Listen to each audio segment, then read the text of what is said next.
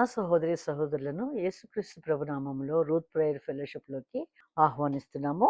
సిలువ మీద పలికిన 7 మాటలు మనము ఇప్పటి వరకు 4 మాటలు చూసాం కదండి. యేసు ప్రభువు సిలువ మీద పలికిన 5వ మాట యోహాను సువార్త 19వ అధ్యాయము 28వ వచనము.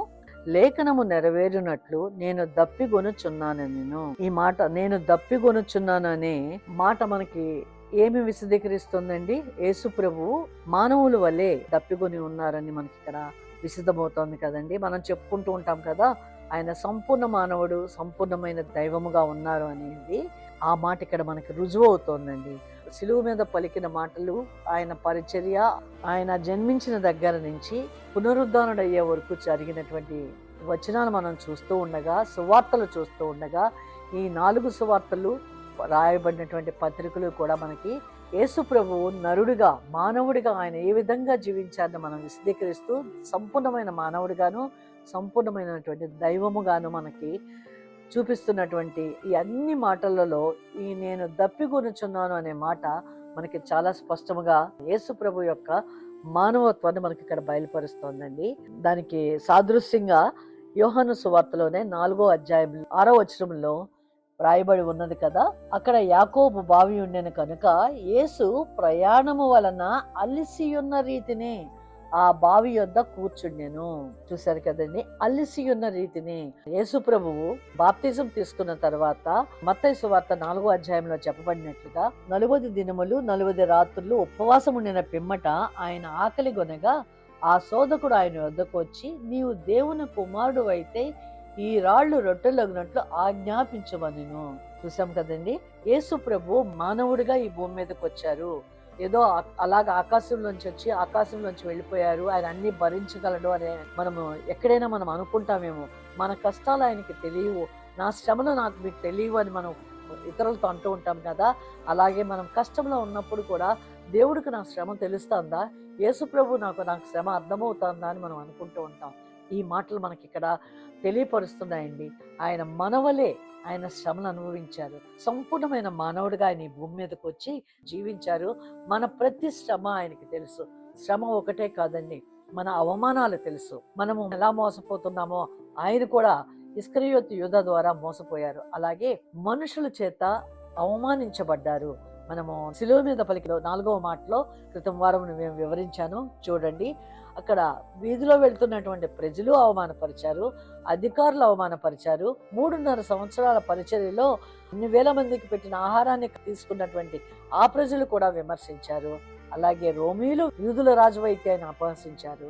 ఆ ఇరుపక్కల ఉన్నటువంటి దొంగలు కూడా ఆయనని దూషించారండి. మనవలే ఆయన అన్ని విషయాలలోనూ ఆయన అనుభవం పొందిన వ్యక్తే. కానీ హెబ్రీ పత్రికలో చెప్పబడినట్లుగా 4వ అధ్యాయము 15వ వచనములో మన ప్రధాన యాజకుడు మన బలహీనతల యందు మనతో సహానుభవము లేనివాడు కాడు గాని సమస్త విషయములలోనూ మన వలనే శోధింపబడినను. చూశారు కదండి, వాక్యములో ఎంత స్పష్టమైన వ్రాయబడి ఉందో. మనకి ఆయనను గురించి ప్రతి మాటల్లోనూ క్రీస్తు సంపూర్ణ మానవుడిగా వచ్చారని, సంపూర్ణ దైవముగా వచ్చారని మనకి ఇక్కడ తెలియపరుస్తుందండి. ఆయన సమస్త విషయములలోనూ మన వల్లే శోధింపబడినను ఆయన పాపము లేనివాడుగా ఉండెను. అందుకనేనండి ఆయన అక్కడ అంగీకరించబడ్డారు. పాపము లేనివాడుగా ఆయన ఉన్నారు కనుకనే హెబ్రీ పత్రిక 10వ అధ్యాయంలో యేసు ప్రభువుని పంపించటము కూడా తండ్రి ఇష్ట ప్రకారమే జరిగింది అని చెప్తున్నారండి. ఆ మాట కూడా చూద్దాము. యోహాను సువార్త 5వ అధ్యాయము 36వ వచనములో, యోహాను సాక్ష్యము కంటే నాకు ఎక్కువైన సాక్ష్యము కలదు. అదేమనినా, నేను నెరవేర్చుటకై తండ్రి ఏ క్రియలు నాకు ఇచ్చి ఉన్నాడో నేను చేయుచున్న ఆ క్రియలే తండ్రి నన్ను పంపి ఉన్నాడని నన్ను గూర్చి సాక్ష్యం ఇచ్చుచున్నవి.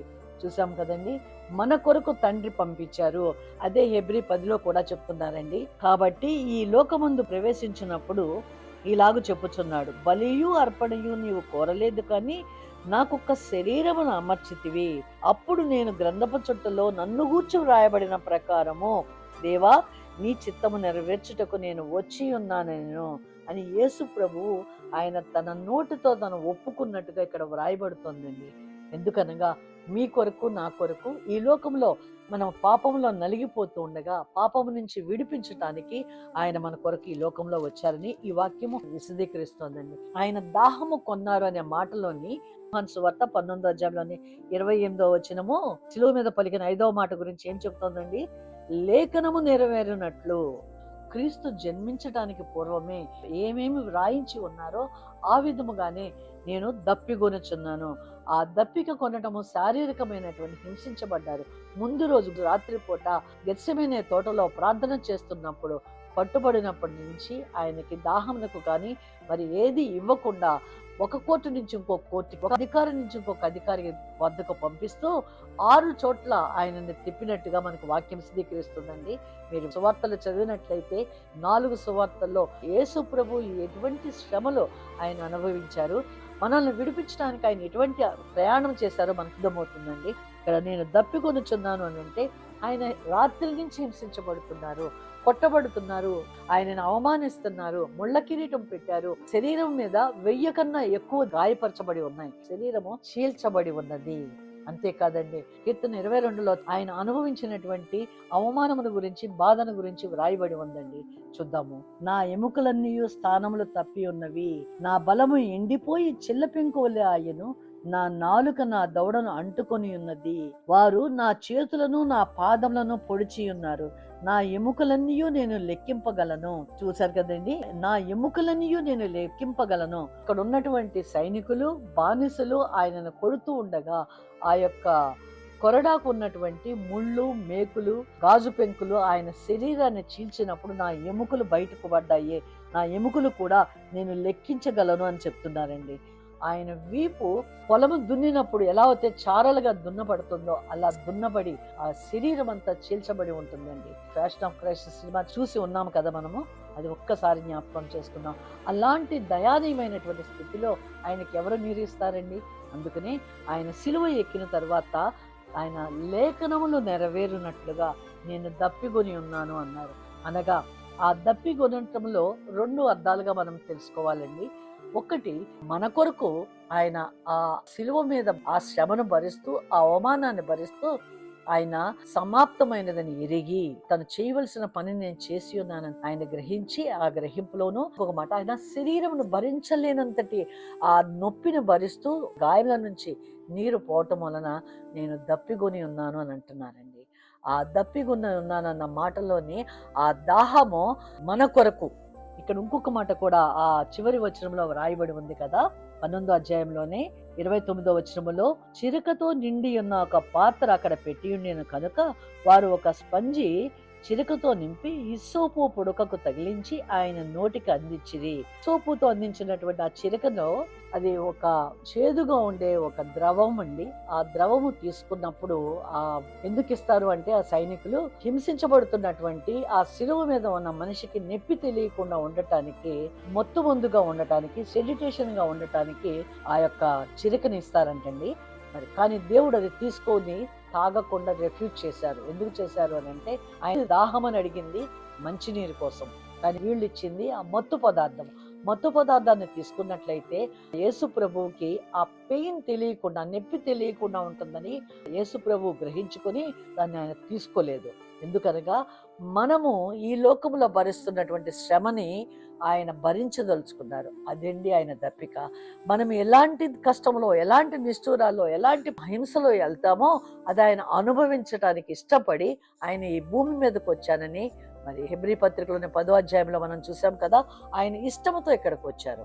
ఆయన అవన్నీ కూడా భరించడానికి సిద్ధపడి వచ్చారు. కనుకనే యేసు ప్రభువు ఆయన మానవ స్వరూపంలో వచ్చినటువంటి దైవంగా, నిజమైన దేవుడిగా, నిజమైన మానవుడిగా ఆయన జీవించి మీ కొరకు, నా కొరకు ఆ శిలువ మీద తన ప్రాణాన్ని అర్పించారండి.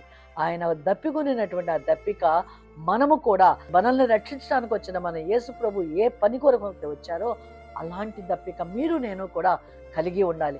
నలిగిపోతున్న వారిని విడిపించడానికి, నశించిపోతున్న ఆత్మలను రక్షించడానికి ఆ దాహము మనము కూడా కలిగి ఉన్నప్పుడు ఆ యేసు ప్రభువు సిలువలో ఆయన భరించిన శ్రమని ఆయన లెక్కించుకుంటా మన యందు ఆనందిస్తారండి.